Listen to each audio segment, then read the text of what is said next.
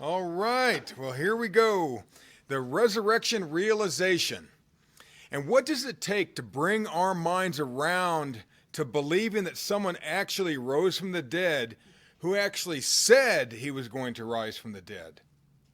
This was the disciples' dilemma. Now, spin ahead 2,000 years and ask, what does it take to believe that someone rose from the dead 2,000 years ago and is still living today? That's modern man's dilemma.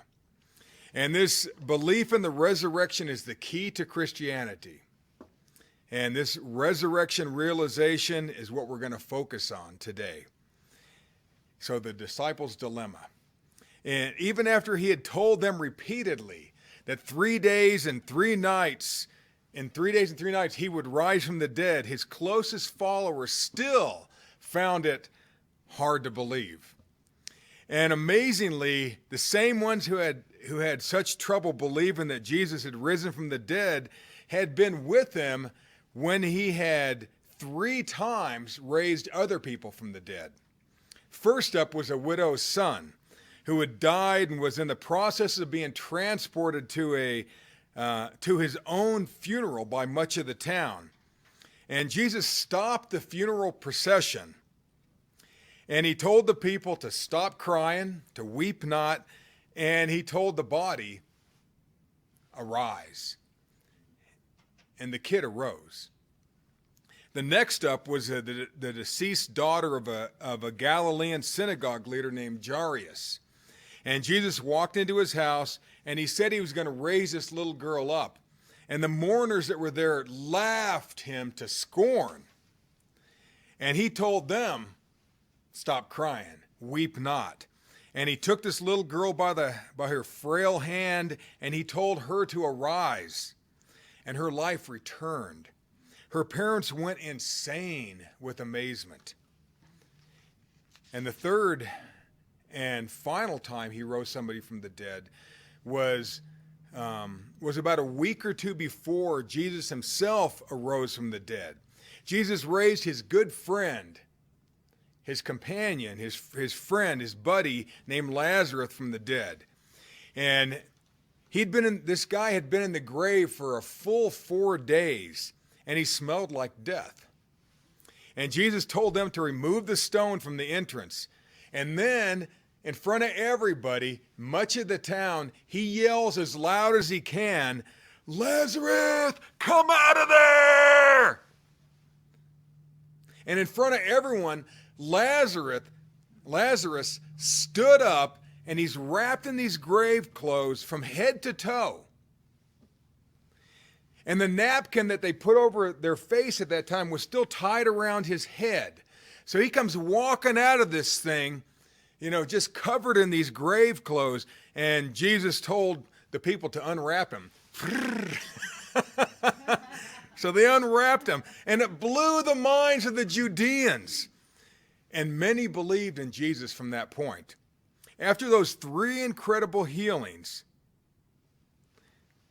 many of the disciples still couldn't wrap their heads around Jesus actually rising from the dead. And they'd seen him beat to a pulp. They'd seen him crucified. They'd seen him stabbed through the heart with a Roman lance. But what will it take for them to believe would become Jesus' mission over the next few days? And I ask you, what did it take for you to believe that Jesus rose from the dead? And if you can remember that moment, and if you can answer that question, you can believe for anything.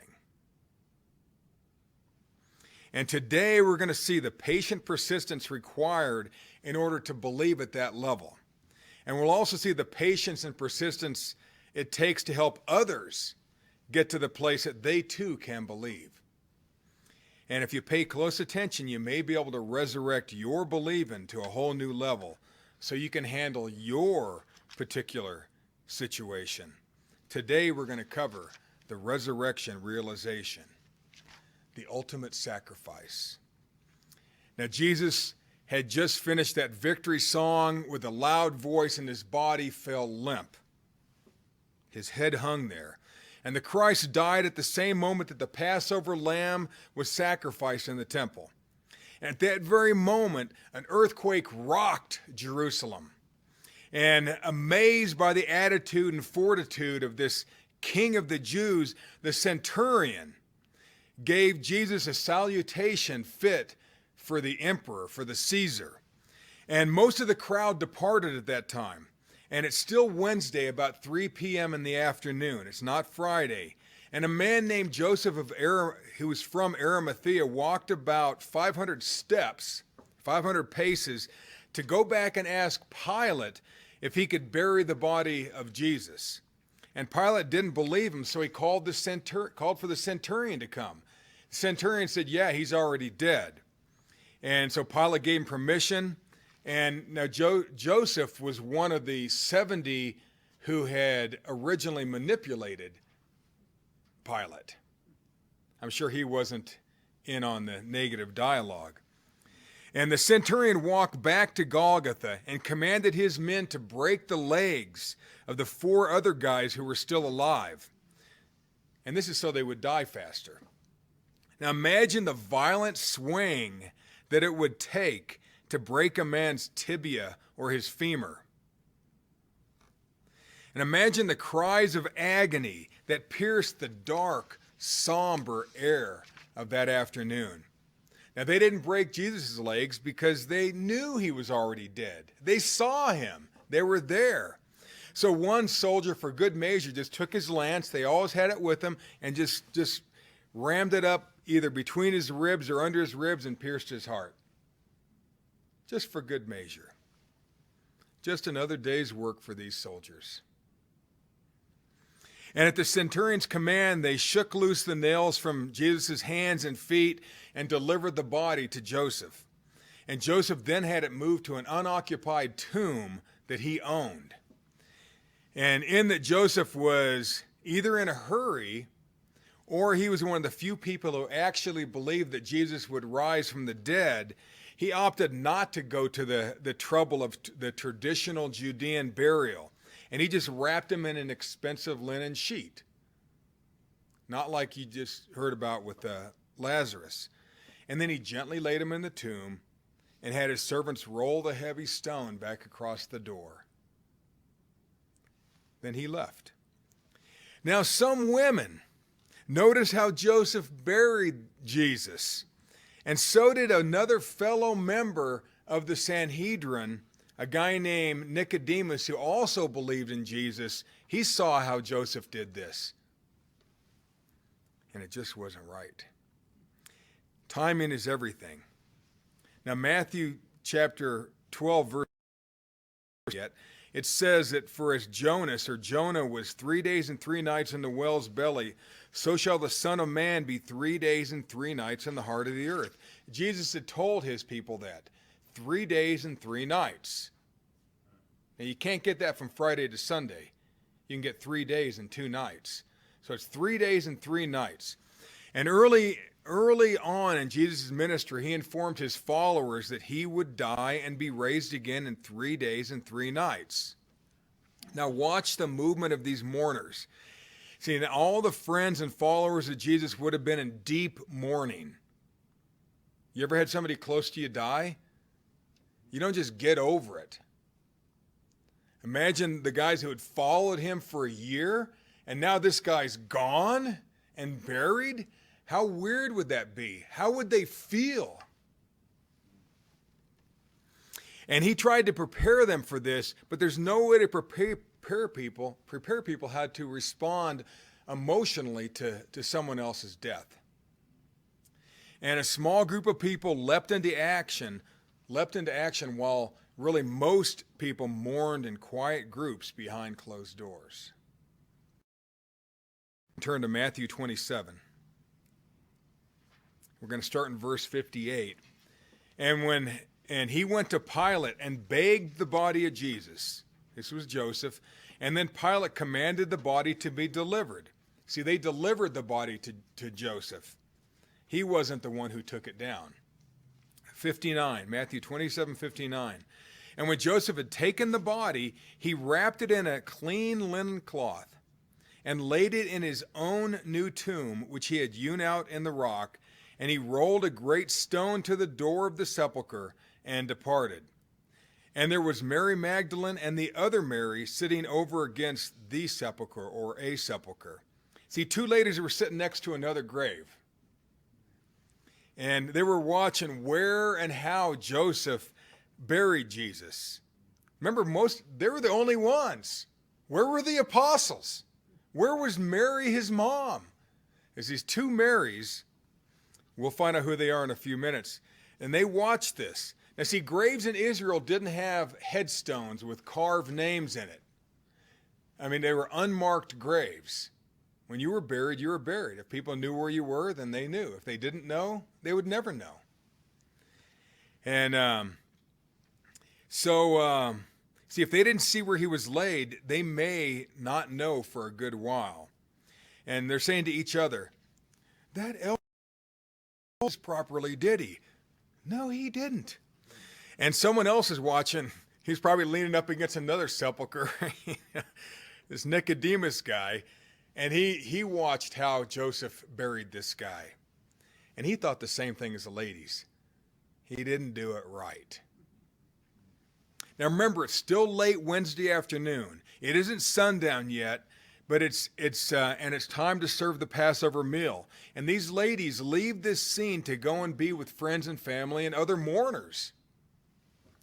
And they go and do Passover that was as required by Judean law and by tradition. You had to participate in Passover. And it was the law. It was the law of Moses. You know, when I was a kid, you couldn't shop on Sundays or on holidays. And nothing was open. Now everything stays open, no matter the day. You know, it's all about money. Enter Nicodemus.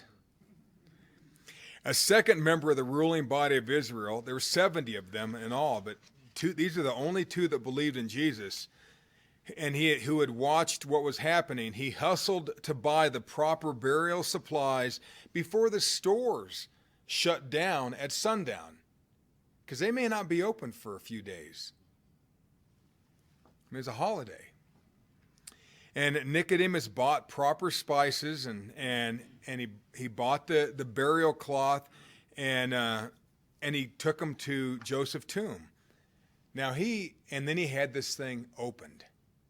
So now, once again, he and his servants probably rolled this stone in there, and they have to wash the body. That's part of the ritual, and they put oil on it, and then they put this. They put this ointment on it and wrap the legs and wrap the arms and wrap the body with now. And they put that napkin over the face and tie it around the head. And but we'll get more into that in a second here. John 19:39, and there came also Nicodemus, which at the first came to Jesus by night. That's from John 7:50, and brought a mixture of myrrh and aloes, about 100-pound weight. Now this is 100 Roman pounds, which equates to about 73 U.S. pounds.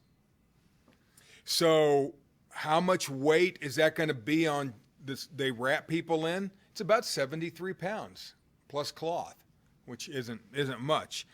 Now, myrrh and aloes were very, very, very expensive. And remember, the wise men brought myrrh, and they came to the toddler. And he was spending at the beginning and the end of his life.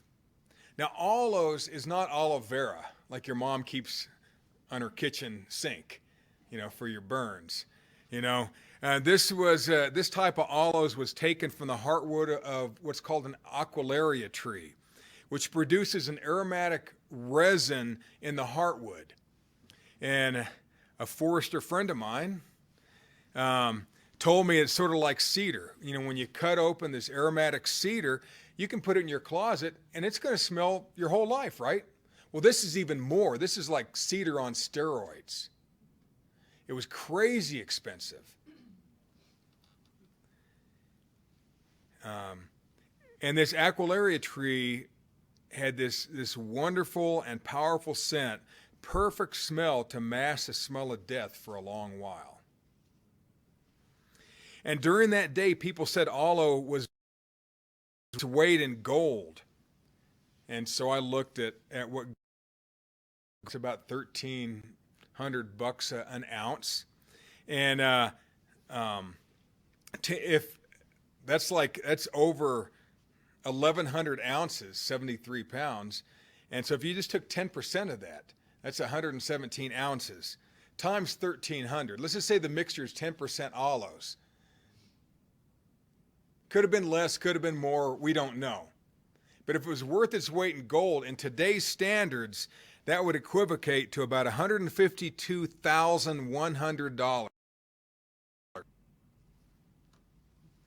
Now, whatever the actual cost is lavished on the body, expensive and a very loving gesture. The cost was far more than the oils put on Jesus just a week prior. Today's dollars, maybe $18,000 to $20,000 poured on him. So this is a lot of oil and mixture put on him. For us. Verse 40 of John 19. Then they took the body of Jesus, Nicodemus had help, and wound it in linen clothes with the spices, as the manner of the Jews is to bury. Now remember Lazarus, the grave wrappings that Jesus had on would have been similar to what Lazarus had. It was thick, sticky, and smelled amazing. And the wrapping went up to about the neck, and they would wrap the whole body in it, sort of like a mummy, not totally, but sort of like that. And they must have wrapped the leg. Could Lazarus have walked out? Or unless he hopped out like a bunny. I doubt that. Just imagine see this thing's wrapped around his head, his hands, and his whole body's just wrapped up, and so he heads toward that light, walking out. Jesus yelled at him. Everybody's like, what? Just crazy. And then he put this napkin over his face. It's just wild stuff. Verse 41, now in the place where he was crucified, there was a garden, and in the garden a new sepulcher. Sepulcher is a grave, wherein was never a man yet laid. It had no bodies in it. Families might use a tomb, and they'd put all their dead in there. And then after about a year, after they dry out, they take the bones out, and then they arrange them in a certain manner. This is how they did it at that time. Cultures still do that stuff. Sort of creepy to us, but it wasn't creepy to them. Remember how they took the bones of Joseph, when they left Egypt? The same thing. They gathered the bones and they put them in a certain order or a certain way, and then that's how they did it. So, but this had nothing in it. No bones, no people, no nothing. Just Jesus. And therefore, because the Jews' preparation day for the sepulcher was nigh at hand, so it was pretty close. So they put him in that. Now only the rich were buried in tombs. Everybody else was buried in shallow, unmarked graves. Land was expensive. Land was owned by the Romans. Think about it. How do you get that? There's a price.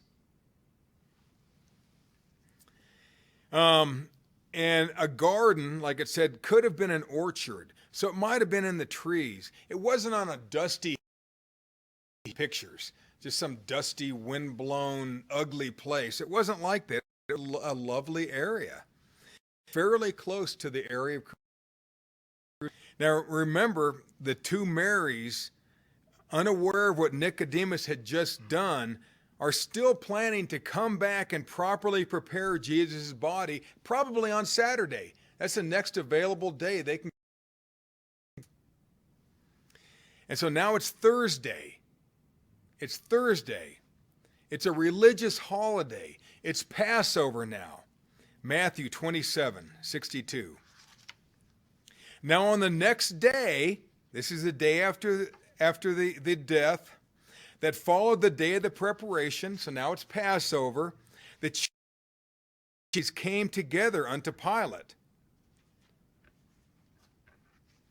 saying, Sir, we remember that the deceiver, the impostor, said while he was yet alive, after 3 days I will rise again. Therefore command, that the sepulchre be made sure until the 3rd day. You can see their heads turning red and all this stuff. Lest his disciples come by night and steal him away and say to the people, He is risen from the dead. So the last error will be worse than the first.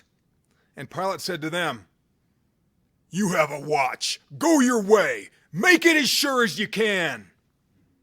So they went and made the sepulchre sure, sealing the stone and setting a watch. Now the watch was probably more of the lowly Roman guard. Could have been temple guard, but I think it was Romans.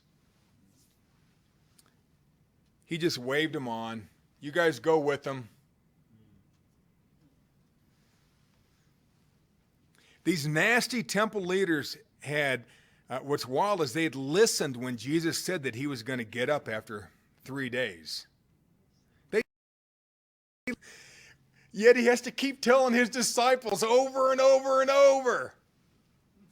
So they made sure the guards were posted for 3 days. And as we'll see, like that's going to help. And the Romans would typically post 4 men. And these religious leaders didn't want anybody to steal the body and say, He's risen! They still don't. People still don't like you saying that. I looked all over the internet about this stuff the last couple of weeks, and it's crazy how many people just try to debunk the resurrection of Jesus Christ. A lot of them Christians, which is crazy. And usually it's the most educated of the Christians that try to debunk the resurrection of Jesus Christ. It's crazy.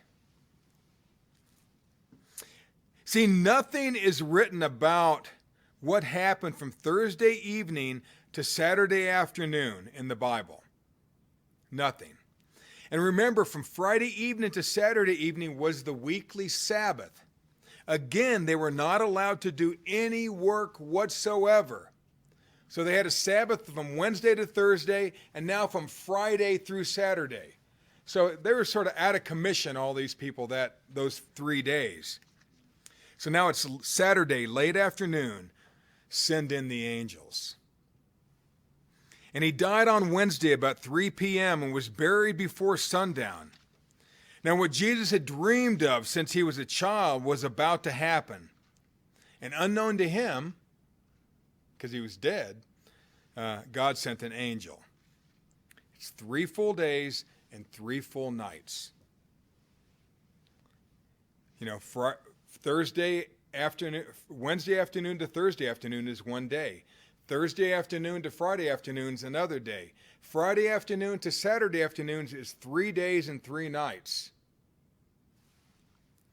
So Matthew 28, verse 2. And behold, there was a great earthquake. Now this is another earthquake. This is 3 days later. Now remember, Israel, that whole area is on a huge fault. It's a huge fault in that area. It's like California. You got the San Andreas Fault there. Well, Israel has a great fault, a couple of them that run right through that area. And behold, there was a great earthquake, for the angel of the Lord descended from heaven and came and rolled back the stone from the door and sat upon it. His countenance, what he looked like, was like lightning. And his raiment, his clothing, was white as snow. And for fear of him, the keepers did shake and became as dead men. I think, what a scene. These Roman guards in full battle gear were probably sitting there swapping stories. And they were only there to make sure that nobody is going to steal that body. And all of a sudden the ground begins to shake. And they see this thing fly down from heaven. It's like, what? And then this thing looks like a man, and it rolls this rock away and then sits on it. See, these guys might have seen battle, probably saw battle, like most of the Roman soldiers. But this was a little much. And in full view of the guards, an angel shoots down from the sky, rolls a large stone away from the opening like it was nothing, and then just sits down on it with a little grin that might have said, "Don't even think about it, boys."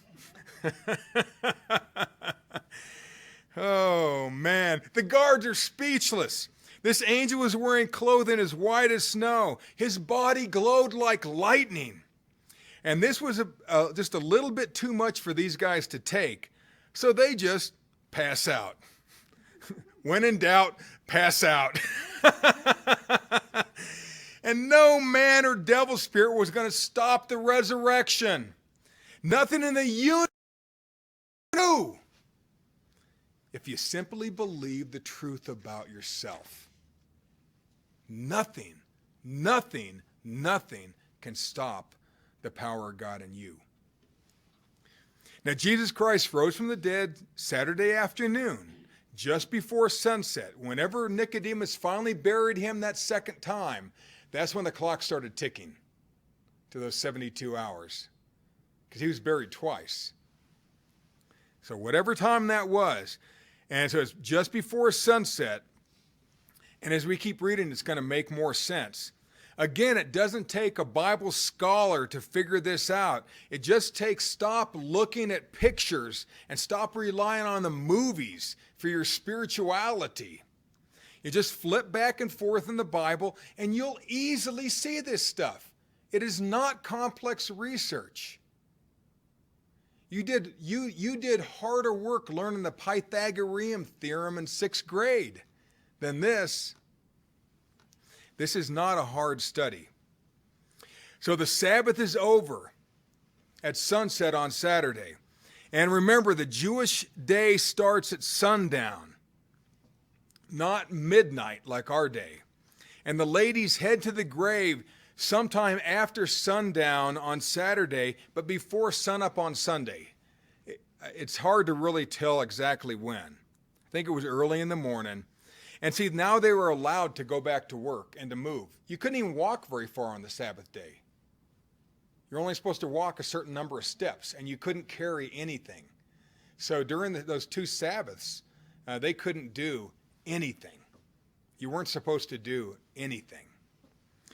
Mark 16, verse 1.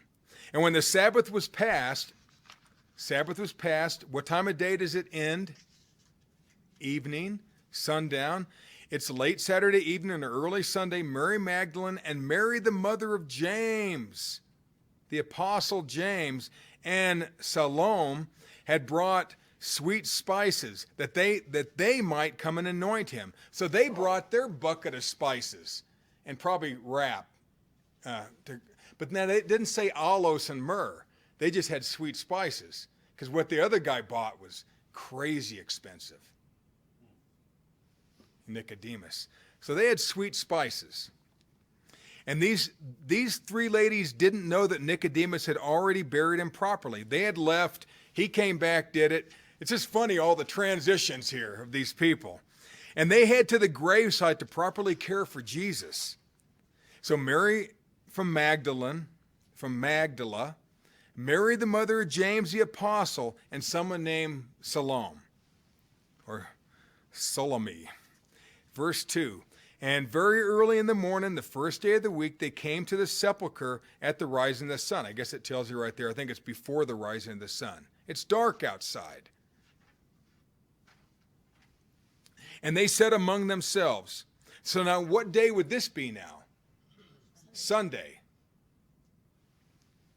And they said among themselves, who shall roll us away the stone from the door of the sepulchre? So they're walking there and they're going, we got all this stuff, but how are we going to move that stone? We're just little southern girls, My word. And it wasn't verse 2. And let me see. Oh, we already said that.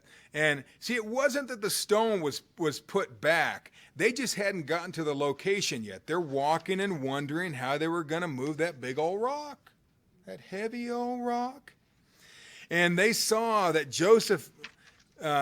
what Joseph had to do to move that big thing in place the first time. Now, all the pictures make it look like a wheel, like a big stone wheel. We don't know if it was like that. They did use those in the first century. It was just like a big stone wheel, and you'd roll it away from the door and roll it back in front. Or it could have been a big rock, or it could have been stacked rocks. But here it says it's a rock. Okay? And so, they went on anyway, carrying all this stuff. Where there's a will, there's a way. They were going to figure it out. Verse 4, and when they looked and saw the stone was rolled away, they saw the stone was rolled away, for it was great. It was like, who moved this thing? And what would you think all of a sudden, like, what? And so they run up to the sepulcher and they peek in and they saw a young man sitting inside, clothed in a long white garment, and they were affrighted. They were scared. That would be creepy. And in most Bible records where an angel is interacting with humans, the angel looks similar to humans. No place in the Bible does it ever say that angels have wings. Though it does make a pretty picture and nice jewelry, but it's not biblically accurate. That's what I'm saying. It's hard to get some of these images out of our head. Not that you have to, but it's nice to know what it might have looked like. Verse 6, and he, the angel, said unto them, be not affrighted. Ye seek Jesus of Nazareth. He was crucified. He is risen. He is not here. Behold, the place where they laid him. And the angel taps on that hollow grave clothes, because Jesus Christ had risen through the cloth.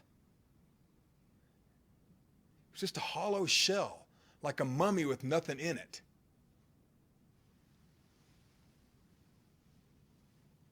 And their eyes widen. It's crazy. It's crazy. But go your way. Tell the disciples and Peter that he goeth before you into Galilee. So where was Jesus Christ heading? To Galilee. Eventually. There ye shall see him, as he said unto you. And they went out quickly and fled from the sepulchre, for they trembled and were amazed. I would be too. Neither said they anything to any man, for they were afraid. These women got out of that thing and ran like the wind. You can see their feet, like Fred Flintstone. The feet moving before the body, and then the body catches up.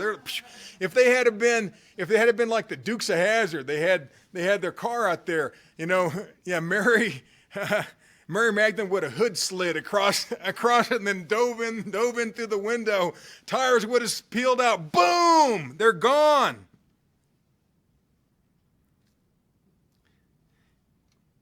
Go tell Peter. Go tell the guys, the disciples. They fled. And they ran back to the disciples' bed and breakfast location. And now we're going to see Mary Magdalene, her second trip to the grave. And so John 20. You got to look at all four Gospels to get the whole sense of this. Now John 20, verse 2. And she runneth and cometh to Simon Peter and to the other disciple whom Jesus loved, and said unto them, they have taken away the Lord out of the sepulchre, and we know not where they've laid him. And Peter, this is And Peter therefore went forth and the other disciple and came to the sepulchre. So they ran both together. So Peter and another disciple, they ran together, and the other disciple did outrun Peter and came first to the sepulchre. And he, stooping down, looking in, saw the linen clothes lying, but he went not in. So he saw this hollow tube in the shape of a human body laying there. He just peeked in, and it's like, what? And then cometh Peter following him, and he jumped into the sepulchre and seeth the linen clothes lie. Then he looks, and it's like, what? He sees this tube shaped like a body. He looks in there. No Jesus. Be quite a sight. And the napkin that was about his head, not lying with the linen clothes, but wrapped together in a place by itself.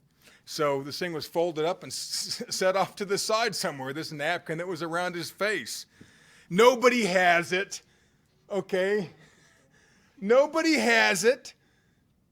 You know, you look on the internet, they have all these faces of Jesus on napkins and all this stuff. Nobody has it, okay? It's a fun story, you know, and a nice movie that can be made out of stuff, but nobody has this stuff. So Mary runs and tells Peter. Peter and another guy run to the sepulchre. Peter was not as fast. The guy bends over, looks in. Peter steps into that tomb. The first guy got there, squatted down, just looked in. He saw the grave clothes and the ointment covered mummy-style cocoon laying there empty and in the shape of a human body. And Jesus' new body had just risen right through the 73-pound scented grave wrappings. Now, it smelled nice in there. John 20, verse 8.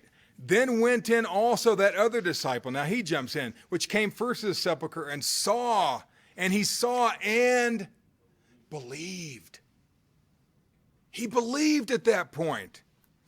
And for as yet they knew not the scripture, that he must rise again from the dead. Duh. How many times had Jesus told these guys? But it didn't connect yet. They just couldn't, as they say, wrap their head around this. It was just crazy thoughts.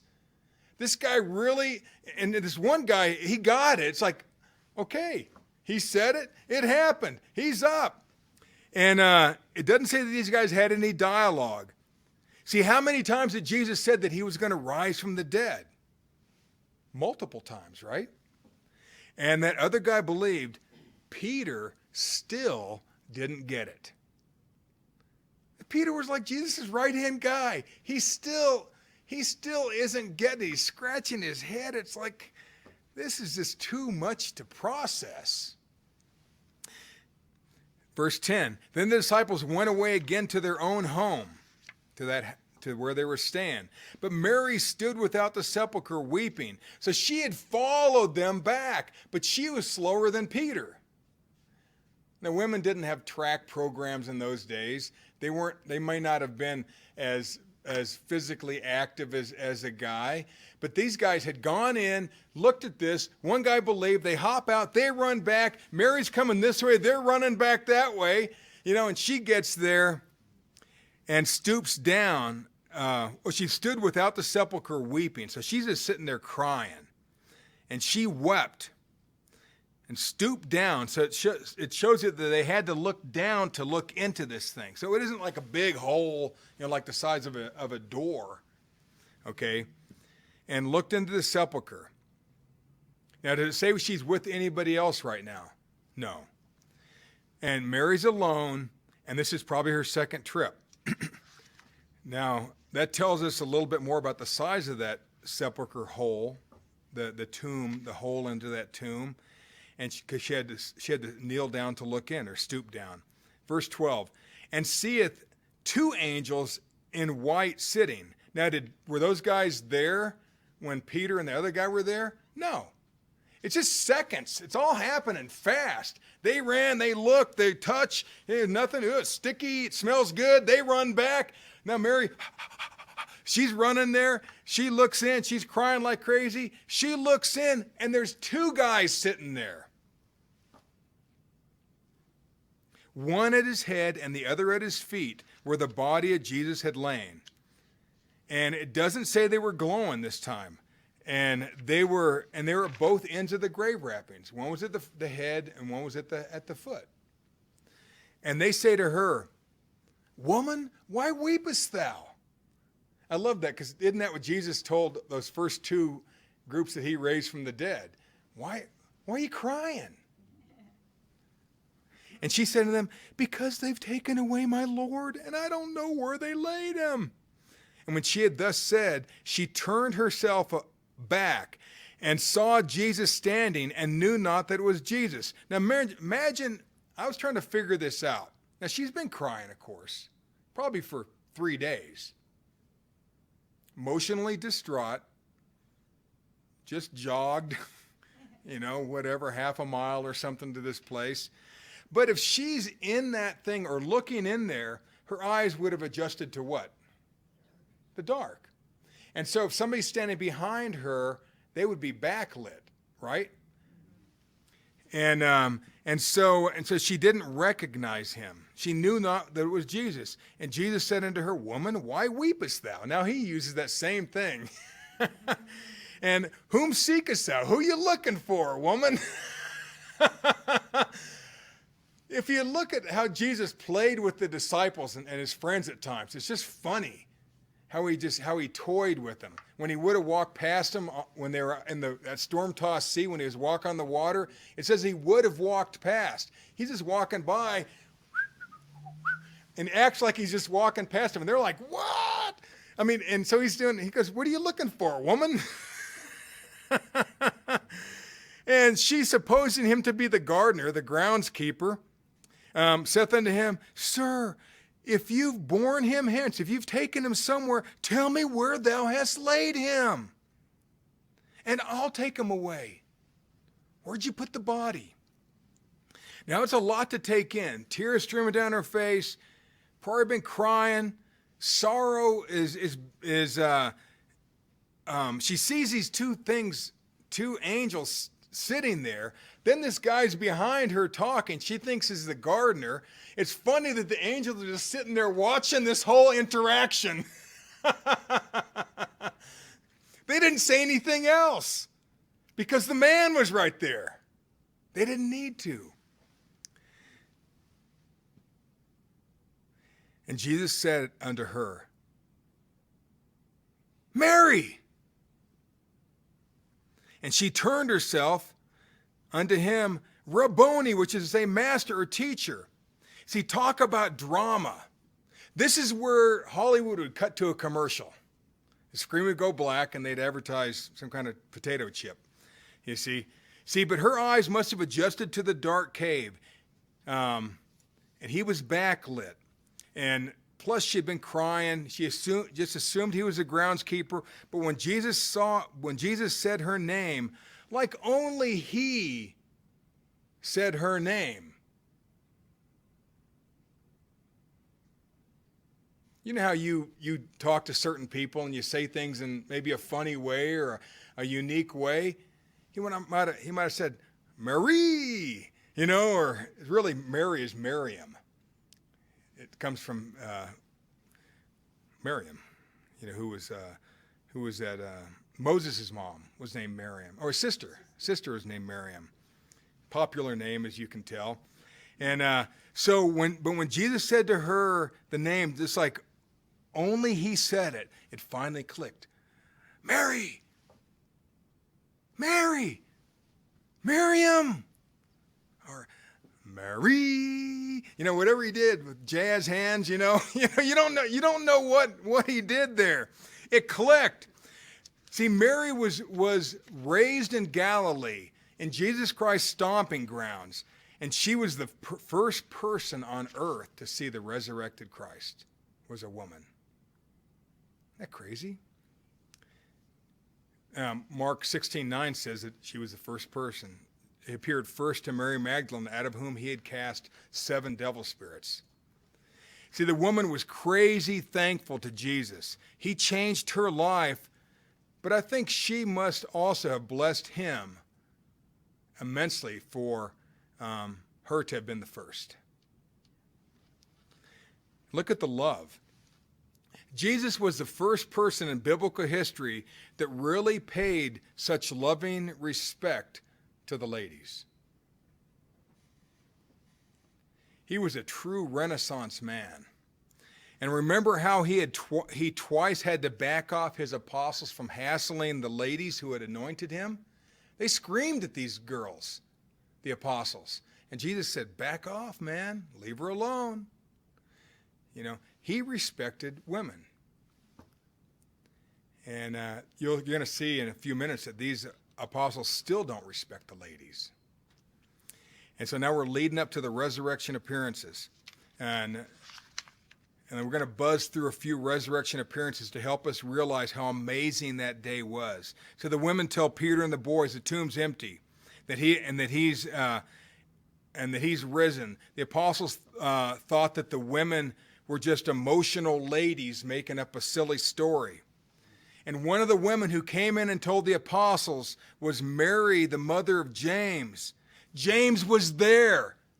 James thought his mom was just a silly lady making up stories. May not be so happy with Passover leftovers, you know. You don't want to make your mom feel small, but James did. They all did. They waved off what these women said. And Peter, they head back, they check it out. Mary's running too. You know, you remember the scenario. One guy looks in, Peter jumps in. The other guy believes. They go back. And, you know, Mary gets there after Peter has already checked it out. You know, and then she sees 2 angels. Jesus standing behind her, says, Mary, and she's like, holy moly, Master. Now here it is. Now I gave you a little handout there, and I found 13 places where he appeared. There could be more, but we're going to hit these real quick. Mary looks in and sees 2 young men who ask her why she's crying. Jesus appears behind her. She asks her why she's weeping, and Jesus appears first to this Mary Magdalene. That's the first appearance. Then right after that, moments after that, he appeared to a few other women as they were heading to tell the disciples what Mary saw.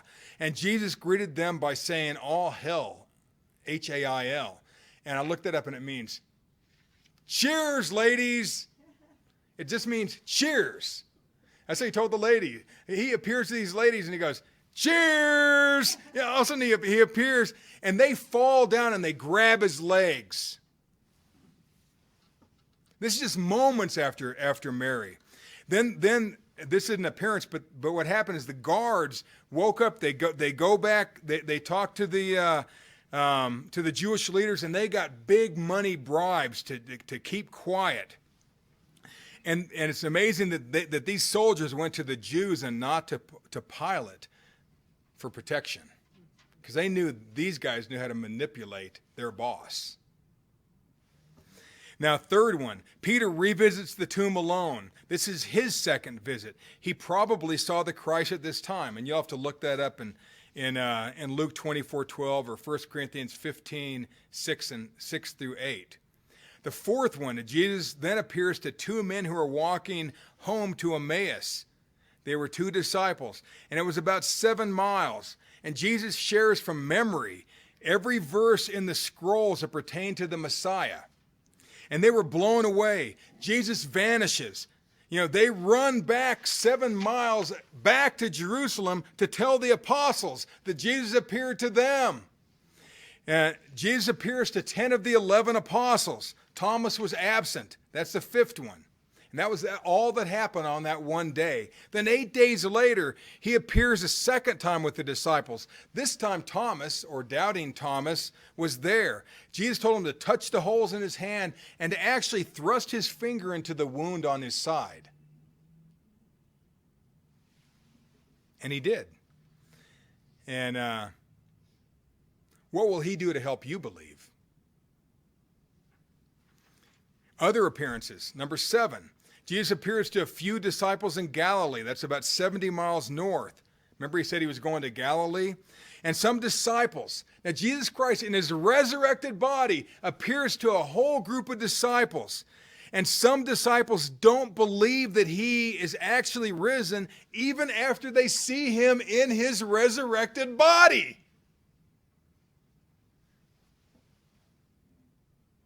Disciples still didn't believe even though they see this resurrected Christ. That's the 7th one. Now some did at that meeting. The 8th one, Jesus appears to Peter and the boys who decide to go back into the fishing business. And he tells them to get back to feeding his sheep. Do what I trained you to do. Do what you committed yourself to do.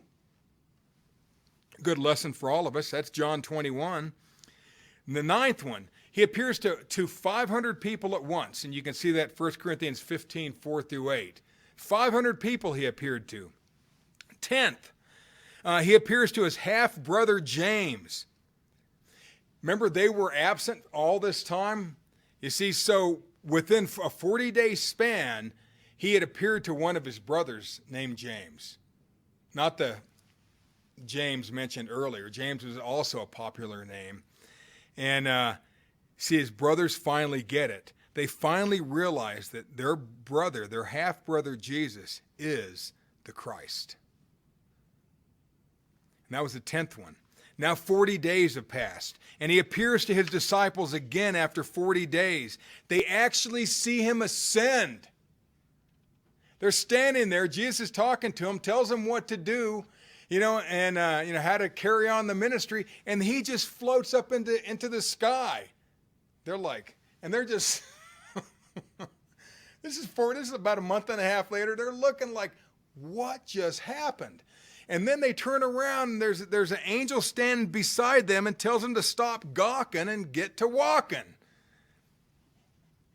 The word, that is. And they were on the Mount of Olives at that point.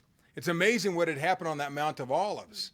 And that's where he was taken to be tortured and crucified, and that's where he ascended to. It's sort of in your face, devil. And that's the 11th one.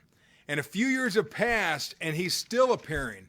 The 12th one is Jesus appears to Paul a few years later, and this changed Paul's life, and Paul changed the world. Now, I'm not sure of the timing of this one, but it is an appearance. Number 13, at some point along the way, he appeared to and told his victory from death to a group of devil spirits who had been in prison since the flood of Noah. And even they realized that he was raised. See, it says in the Bible that the devil spirits believed and trembled. James 2:19. His rising up made them realize that they were going down. They realize that they are going to have an end. We realize, because he rose up, that we have a future. And you can look at those, 1 Peter 3:18 through 20, and then chapter 2 of 1 Peter, verse 4, and then Jude, who is also one of Jesus' half-brother, 1:6.